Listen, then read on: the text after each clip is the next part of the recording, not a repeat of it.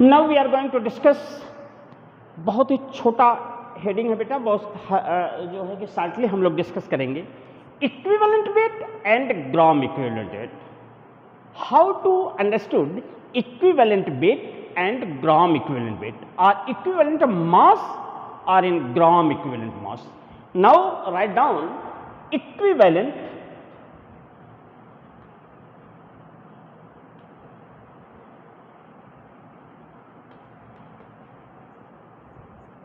equivalent mass or equivalent weight।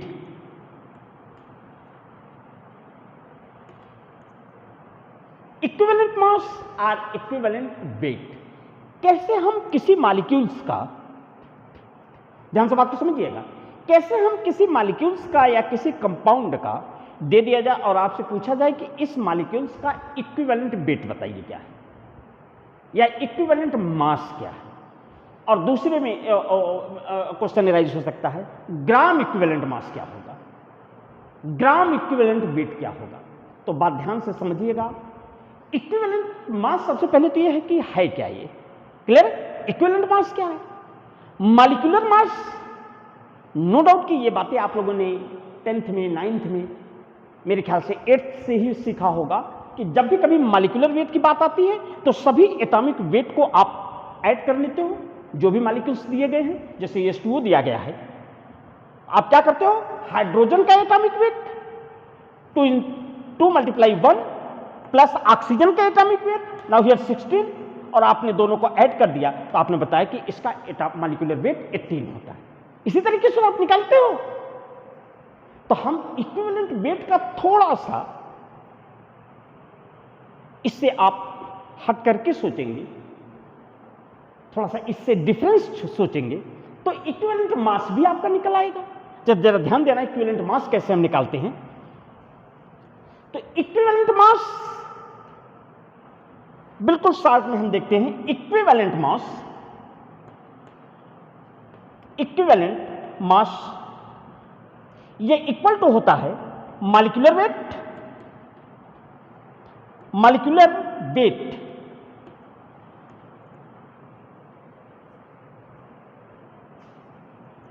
Weight divided by V।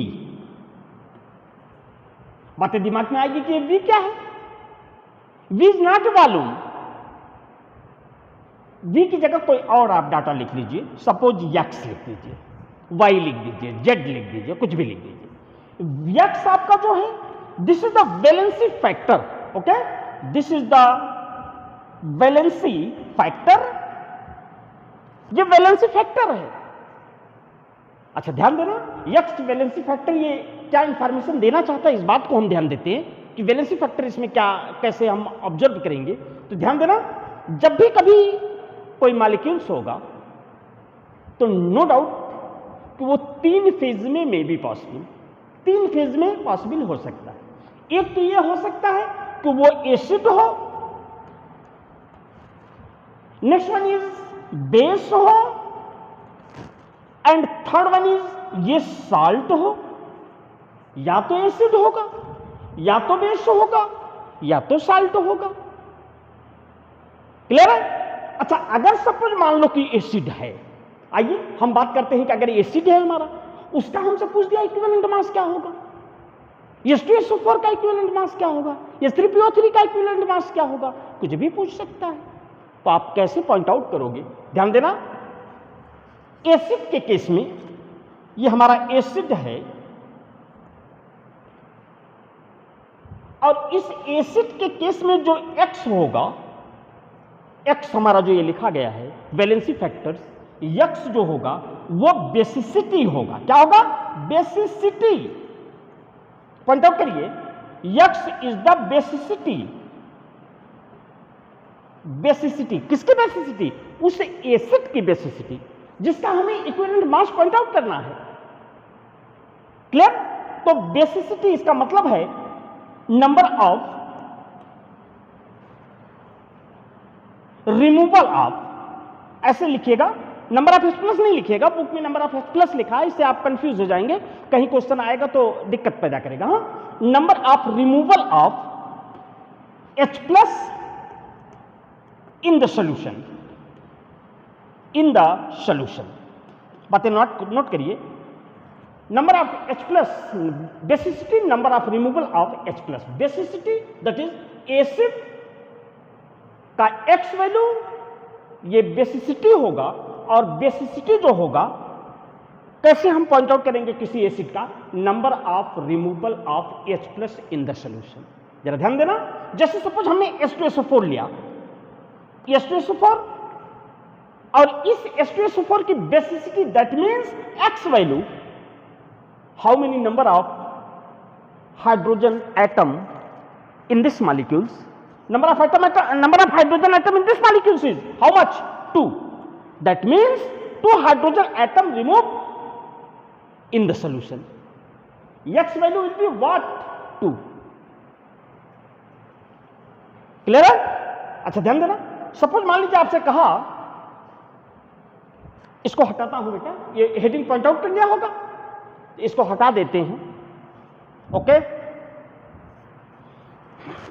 आपसे question point out करेगा, question कैसे point out करेगा, find out equivalent weight,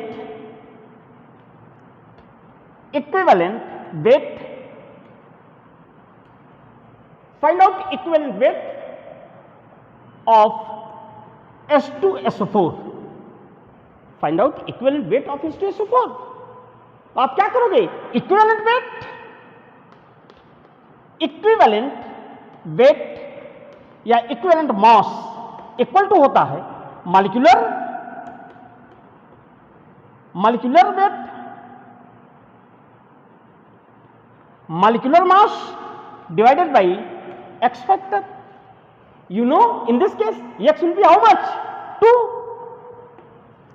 and molecular weight, hydrogen आप जानते हैं कि हाइड्रोजन का जो होता है ये 1 होता है, हम यहां पॉइंट आउट कर दें, सल्फर का 32 होता है और ऑक्सीजन का 16 होता है। इससे हम चाहें तो बेटा निकाल सकते हैं, बहुत आसानी से निकाल सकते हैं। जरा ध्यान देना, इसमें हम इसको पॉइंट आउट करेंगे, H2SO4, इसका मतलब है मॉलिक्यूलर, इसका मास पहले मॉलिक्यूलर वेट हम निकाल लें, तो 2 × 1 plus sulphur 32 plus oxygen 16 × 4 divided by how much, 2, और इसे हम पॉइंट आउट कर लेंगे, 2 × 1 = 2, 2 + 32 34 और प्लस 16 4 जा 64, तो 64 + 34 how much, 8 9 98 divided by how much, 2। Now 2 4 जा 2 9 49. The equivalent weight of the H2SO4 is 49. Clear है? HCl पूछ दिया आपसे, HCl का इक्विवेलेंट वेट बताइए। तो HCl का इक्विवेलेंट वेट पॉइंट आउट करने के लिए, HCl का इक्विवेलेंट वेट पॉइंट आउट करने के लिए आप ये देखेंगे कि X जो फैक्टर है वो HCl में कितना होगा, 1 होगा, और हाइड्रोजन का मॉलिक्यूलर वेट 1 Cl का हाउ मच, 35 जोड़ दीजिए, और 2 से डिवाइड कर, सॉरी 1 से डिवाइड कर देंगे, तो जितना है उतनी हो जाएगा इक्विवेलेंट वेट। क्लियर है? तो ये तो एसिड के केस में हुआ। अच्छा, नाउ साथ साथ नोट करते चलिएगा, now next heading point out करिएगा कि कोई बेस अगर हमारा है, क्लियर है कि अगर एसिड है, अगर हमारा कोई एसिड है, उस एसिड में X की वैल्यू मीन्स उस एसिड में X की वैल्यू उसकी बेसिसिटी पर डिपेंड करेगा, और वह बेसिसिटी जो होगी कितने H+ आयन को वो सॉल्यूशन के अंदर रिलीज करता है, रिमूव करता है, उसकी वो basicity, number of hydrogen H+ ion जो होगा वही उसकी बेसिसिटी होगी, और X की वैल्यू वही हम पुट कर देंगे। अच्छा, बेस के केस में क्या होगा, अगर हमारा कोई बेस है तो इस कंडीशन पर बेस की X वैल्यू एसिडिटी इसकी एसिडिटी पर डिपेंड करेगा। बेस की एक्स एसिडिटी होगी, कोई बेस होगा उसकी एक्स क्या होगी, एसिडिटी उसकी होगी, उस बेस की एसिडिटी होगी, और यह एसिडिटी डिपेंड करेगा number of OH hydroxyl ion in the solution, in the solution. Clear है? इसका मतलब सपोज जैसे मान लीजिए आपको पूछा कि find out the equivalent weight of sodium hydroxide, barium hydroxide, किसी का भी पूछ लिया, एल्युमिनियम हाइड्रोक्साइड, तो आप ध्यान देना, सपोज मान लीजिए आपसे पूछ दिया AlOH का थ्राइज, या सिंपल लीजिएगा NaOH लीजिएगा, ये क्लियर हो जाएगा, बाकी कोई भी देगा तो क्लियर हो जाएगा आपका। ओके, तो NaOH का इक्विवेलेंट मास या इक्विवेलेंट वेट निकालने के लिए आप इक्विवेलेंट वेट कैसे निकालोगे, molecular weight, molecular weight, clear, molecular weight divided by x, x is the basis, sorry, x is the acidity, x is the acidity, acidity that means hydroxyl ion, removal of hydroxyl ion in the solution, how much, कितने hydroxyl इसमें ion है, single hydroxyl ion contain the sodium hydroxide।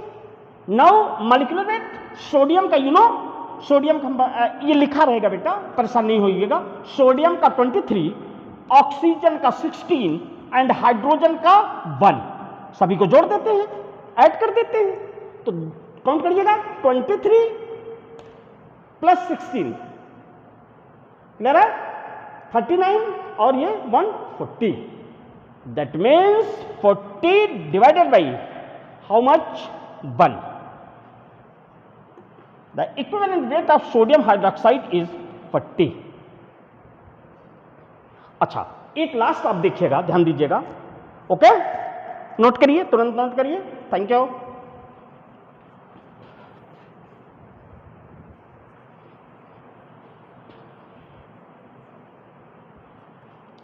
Next point out करिएगा कि किसी salt की हम equivalent weight को कैसे पॉइंट आउट करेंगे। What are the criteria to determine the equivalent weight of the salt? Okay, तो साल्ट का इक्विवेलेंट वेट ध्यान देना, कोई साल्ट है, उस साल्ट की जब x की वैल्यूज की बात करें तो आप ये समझ जाना, इस साल्ट की x वैल्यूज जो होगी वो number of positive charge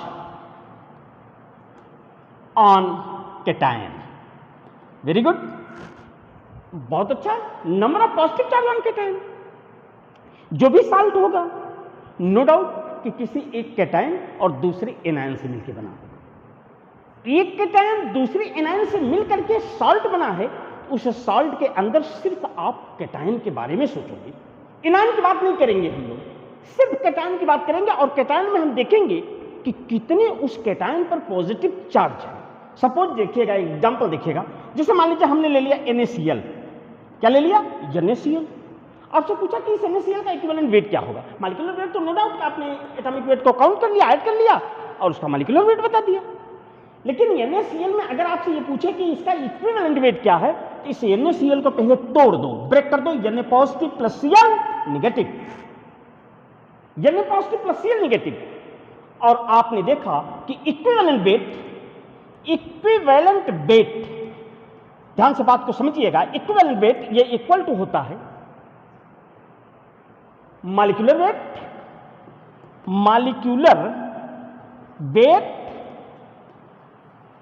weight divided by how much, number of positive charge on cation. इस कैटायन पर कितना पॉजिटिव चार्ज है, सिंगल पॉजिटिव चार्ज है, that means divided by 1, you will get result. Okay, तो ये नो डाउट कि 23 plus Cl 35, दोनों को जोड़ दीजिए तो 5 3 8 and now 3 2 5 58 divided by 1 equal to 58।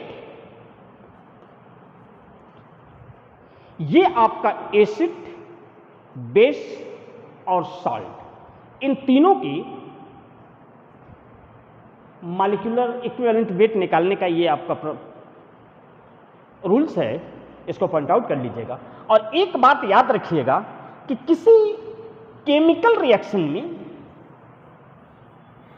या इक्विवेलेंट वेट, किसी इक्विवेलेंट मास या इक्विवेलेंट वेट किसी भी मॉलिक्यूल्स का अगर रिएक्शन में पूछता है तो ये रिएक्शन पर भी डिपेंड करता है। क्लियर है? ये रिएक्शन पर भी डिपेंड करता है। जैसे ये समझिएगा, सपोज आपका रिएक्शन ये दे दिया। अच्छा ध्यान देना, कुछ मॉलिक्यूल्स ऐसे होंगे जैसे आपका HP double bond O, here O here H, here O here H and now here O here H। ये आपका H3PO4 का मॉलिक्यूल्स है। आपसे पूछा कि इस H3PO4 में इक्विवेलेंट वेट बताइए क्या होगा। तो इक्विवेलेंट वेट निकालने के लिए नो डाउट कि H3PO4 this is the acid, ये एसिड है और इसमें से एक H यहां से निकल सकता है, एक H यहां से निकलता है, एक H यहां से निकलता है। ठीक, तो removal of H plus how much, 1 2 3, इनके मॉलिक्यूलर वेट को हम जोड़ लेते हैं, काउंट कर लेते हैं और उसको 3 से डिवाइड कर देते हैं, क्योंकि इसमें 3H प्लस सोल्यूशन के अंदर रिलीज करेगा। इसी तरह से H3PO4 ये क्वेश्चन अक्सर पूछा जाता है, कई एग्जामों में भी पूछा गया H3PO4, और अगला देता है H3PO3। अब इसमें स्ट्रक्चर अगर इसका पॉइंट आउट किए रहोगे, स्ट्रक्चर के बारे में जानते रहोगे तो दिक्कत नहीं होगी आपको। Here OH and here OH। अब इसमें H3PO3 में देखिए 1 2 3 हाइड्रोजन, 1 2 3 ऑक्सीजन, 1 फास्फोरस। इसमें से 1 हाइड्रोजन यहां से, 1 हाइड्रोजन यहां से ये निकलते हैं। तो इसका मतलब है कि हाउ मच x की वैल्यू यहां कितनी होगी, 3 होगी, और यहां x की वैल्यू कितनी होगी, 2 होगी। x की वैल्यू हाउ मच, 2 होगी। और इसी तरह से H3PO2 का कितनी होगी, इसको भी स्ट्रक्चर जब आप पॉइंट आउट करोगे तो आपका स्ट्रक्चर ऐसे मिलेगा, ऐसे मिलेगा H3PO2। इसमें number of H plus release, कितने H प्लस रिलीज होंगे, सिंगल H प्लस रिलीज होंगे। इसका मतलब x की वैल्यू हाउ मच, 1 हो जाएगी। मॉलिक्यूलर वेट से इतने को डिवाइड कर देंगे आप, तो आपको इक्विवेलेंट मास या इक्विवेलेंट वेट मिल जाएगा। ओके? अच्छा एक बात और जरा ध्यान से देखिएगा, बातें आपके दिमाग में आ जाएंगे क्योंकि वो कॉन्सेप्ट हम लोगों ने पढ़ लिया है। ध्यान देना कि कभी कभी ऐसा होता है कि कोई रिएक्शन दे दिया और रिएक्शन में आपसे ये पूछ दिया, क्या पूछ दिया, रिएक्शन में आपसे पूछा कि इस मॉलिक्यूल्स का इक्विवेलेंट वेट क्या होगा। जैसे ध्यान देना, H2SO4 आपसे लिया और इसका इन्होंने रिएक्शन करा दिया NaOH से। ठीक, NaOH H2SO4 की NaOH से रिएक्शन दिया और इन्होंने देखा कि पाया NaHSO4 प्लस H2O, ये पा गए। यहां से एक हाइड्रोजन निकल गया और यहां से एक हाइड्रोक्सिल निकला, एक हाइड्रोक्सिल यहां से निकला, यहां से एक हाइड्रोजन निकला, दोनों मिलकर के वाटर मॉलिक्यूल्स बना लिए और एक हाइड्रोजन की जगह एक Na आकर के लग गया, NaHSO4। अब आपसे पूछा कि इस रिएक्शन में इस H2SO4 का इक्विवेलेंट वेट, तो नो डाउट कि ये कितने H प्लस को निकाल रहा है, इक्विवेलेंट वेट ये इक्वल टू हो जाएगा मॉलिक्यूलर वेट। इसका नो डाउट कि मॉलिक्यूलर वेट हम ले लेते हैं, मॉलिक्यूलर वेट ले लिया हमने और इस मॉलिक्यूलर वेट को हमने किससे डिवाइड कर दिया, नंबर ऑफ x क्या है, number of hydrogen release in the solution, number of hydrogen H plus release, कितने H प्लस रिलीज किए हैं, यहां तो एक ही H प्लस रिलीज किया है। तो no doubt this divided by 1, x की वैल्यू हाउ मच, यहां x की वैल्यू हो जाएगी 1। अब देखिए ऐसे अगर मॉलिक्यूल्स में पूछता है तो आप हमेशा 2x की वैल्यू पॉइंट आउट करोगे और ऐसे रिएक्शन देकर के पूछ दिया तब आप x की वैल्यू कितना पॉइंट आउट करोगे, 1 पॉइंट आउट करोगे। क्लियर? Okay, thank you. एक छोटी सी बातें हम लोग और कर लेते हैं इसी लेक्चर में और इसके बाद हम लोग 2 लेक्चर और बेटा लगेगा, 2 लेक्चर के बाद सारे इस चैप्टर खत्म हो जाएंगे। अच्छी तरीके से तैयारी करिएगा, रिस्पांस अच्छा आना चाहिए। टेस्ट आपका टेस्ट पेपर बना रहा हूँ, टेस्ट में रिस्पांस अच्छा आना चाहिए। स्टूडेंट्स, एक हेडिंग की और हम लोग बात करते हैं, ग्राम इक्विवेलेंट वेट। हमने इक्विवेलेंट वेट बिल्कुल क्लियर है कि हम निकाल लेंगे, बिल्कुल आप, मुझे कॉन्फिडेंस है कि आप निकाल लोगे। तो हम एक छोटी सी हेडिंग और है, ग्राम इक्विवेलेंट वेट। तो कैसे हम ग्राम इक्विवेलेंट वेट को पॉइंट आउट करते हैं? तो ग्राम इक्विवेलेंट वेट, ग्राम इक्विवेलेंट वेट ये इक्वल टू होता है mass divided by equivalent mass divided by equivalent mass. और यू नो कि इक्विवेलेंट मास या इक्विवेलेंट वेट ये इक्वल टू होता है, ये होता है molecular weight, molecular weight divided by x. X is the valency factor, ये हम लोगों ने डिस्कस किया है, वैलेंसी फैक्टर, ओके। और एक्स जो वैलेंसी फैक्टर है, किसी एसिड के लिए अगर कोई एसिड दिया गया है, या Cl दिया गया है, HNO3 दिया गया है, H2SO4 दिया गया है, ऑक्जेलिक एसिड दिया गया है, टार्टेरिक एसिड दिया, कोई भी एसिड दिया गया है, उसमें आप देखेंगे removal of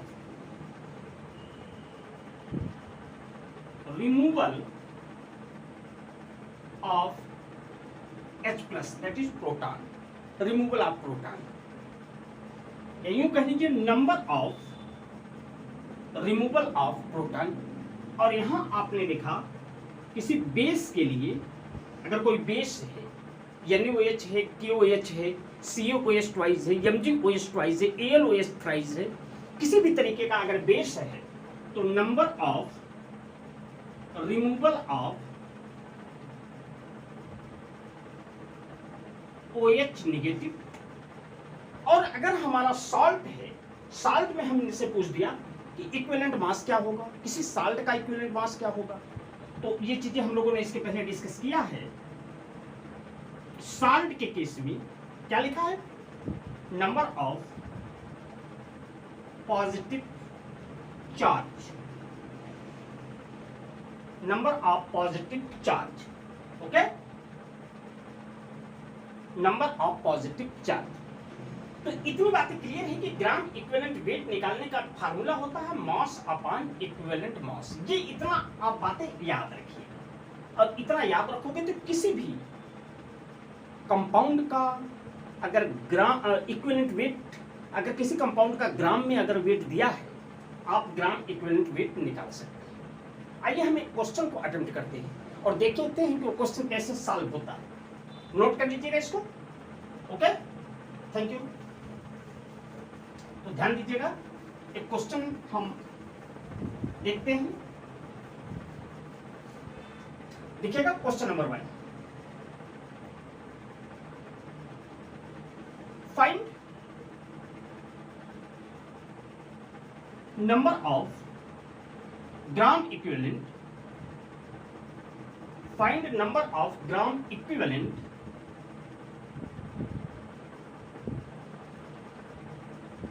find number of gram equivalent present in 53 gram of sodium carbonate। अब ये कह रहे हैं कि 53 ग्राम सोडियम कार्बोनेट में कितना number of gram equivalent present. Clear है? तो आइए हम देखते हैं नंबर ऑफ ग्राम इक्विवेलेंट, यहां आप पॉइंट आउट करिएगा, number of gram equivalent, number of gram equivalent ये इक्वल टू होगा मास अपॉन इक्विवेलेंट वेट या इक्विवेलेंट मास, इक्विवेलेंट मास। और इक्विवेलेंट मास निकालने का पहले तो हम ये पता करें कि इक्विवेलेंट मास कितना है, ये तो दिया नहीं है। इक्विवेलेंट मास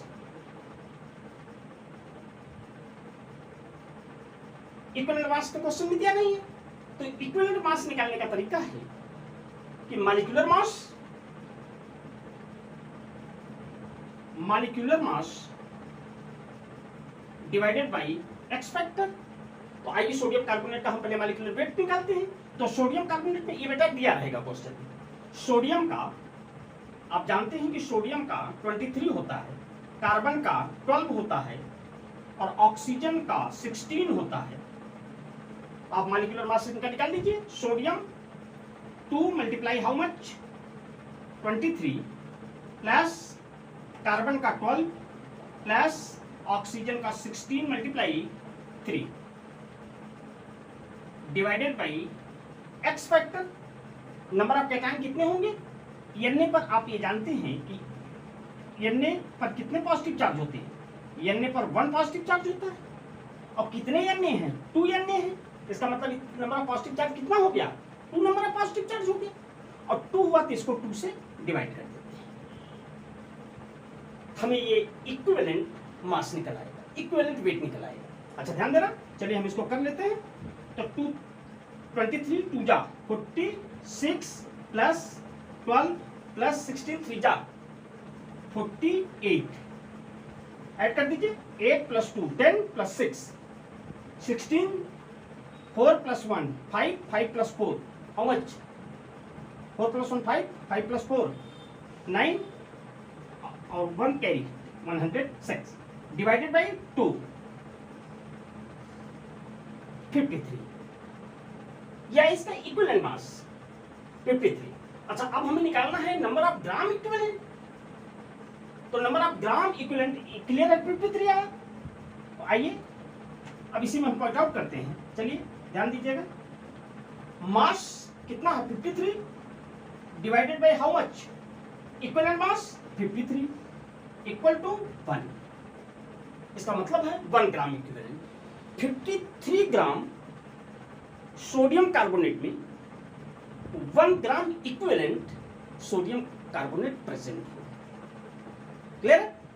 इसको ग्राम इक्विवेलेंट में रिप्रेजेंट करने के लिए 1 ग्राम इक्विवेलेंट। ओके, आइए क्वेश्चन और देखते हैं। नोट करिए इसको, एक क्वेश्चन और पॉइंट आउट करते हैं।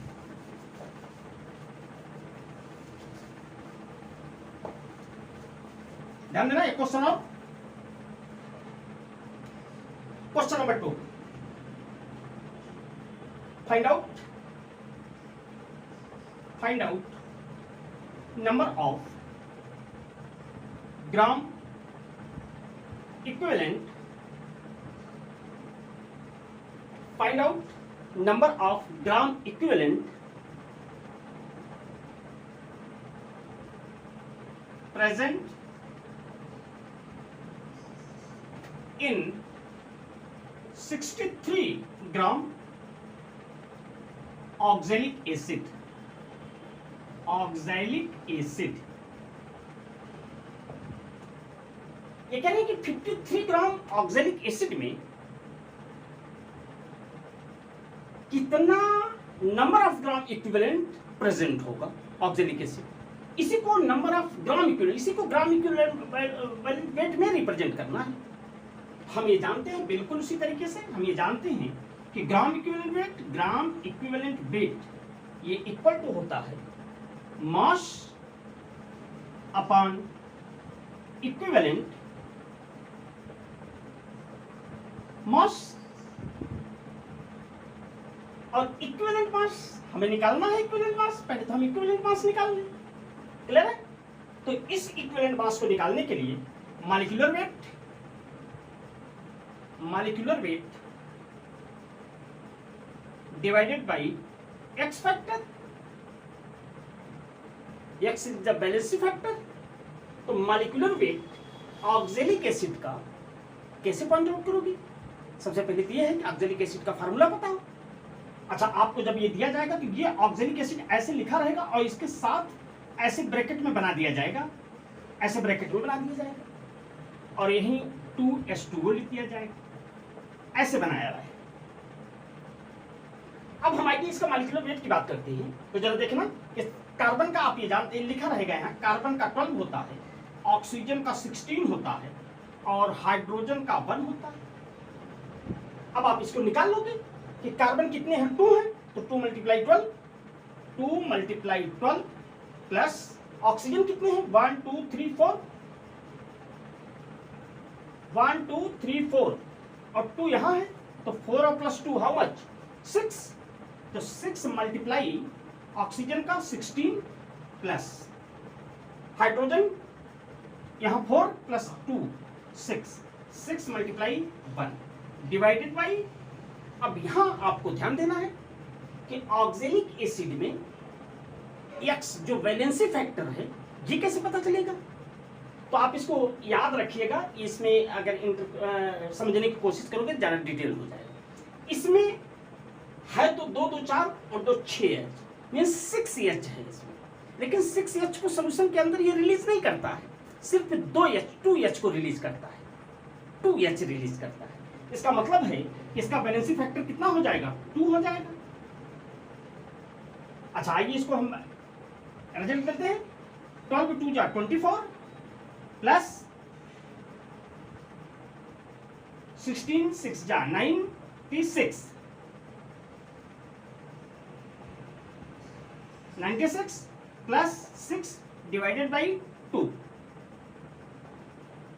ऐड करिए इसको, ऐड करके कैंसिल करिए, 6 plus 6 plus 4 16, 9 plus 2 11 plus 1 12 divided by 2।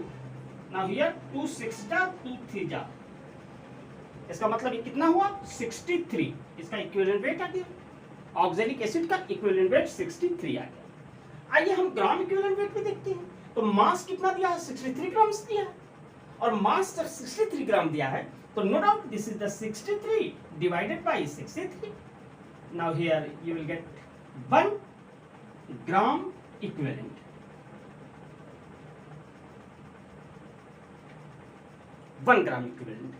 Clear है? इस तरह से कोई भी क्वेश्चन आप देगा तो बहुत आसानी से बेटा सॉल्व कर लोगे। बस ध्यान ये देना है कि जब भी कभी इक्विवेलेंट वेट की बात करें तो molecular weight divided by x factor, और एक्स फैक्टर हमने एसिड के लिए, सॉल्ट के लिए और बेस के लिए, तीनों के लिए आपको बता दिया है। रिएक्शन अगर दिया है तो उसमें थोड़ा सा प्रॉब्लम होगी आपको, ये डिटेल्स आप आगे और पढ़ोगे और डिटेल्स, और इसके बाद जब इक्विवेलेंट वेट में इसको कन्वर्ट करना है तो आप बहुत आसानी से इसको equivalent number of gram equivalent में आप इसको कन्वर्ट कर सकते हैं। ओके, अब नेक्स्ट जो हम लोगों का हेडिंग होगा वो इसी का मोल कॉन्सेप्ट होगा। बिल्कुल सिंपल तरीके से मोल कॉन्सेप्ट कैसे आप एक्सप्लेन करोगे, ये बहुत ही आसान तरीके से हम आपको एक पेज में बताऊंगा और number of question solve maximum कराऊंगा, और देखिएगा आप कितनी आसानी से क्वेश्चन को आप सॉल्व कर लेंगे। ठीक, okay, very good, thank you very much.